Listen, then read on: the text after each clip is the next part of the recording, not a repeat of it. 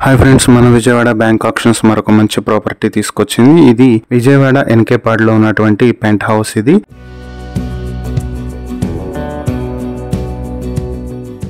మొత్తం plinth area 898 square ఫీట్లు ఉంటుంది. అన్డివైడెడ్ షేర్ 23.7 స్క్వేర్ యార్డ్స్ వస్తుంది. బైక్ పార్కింగ్ ఫెసిలిటీ కూడా ఉంది. Penthouse plus open area. ఇది మార్కెట్ వాల్యూ 40 లక్షలు ఉంది.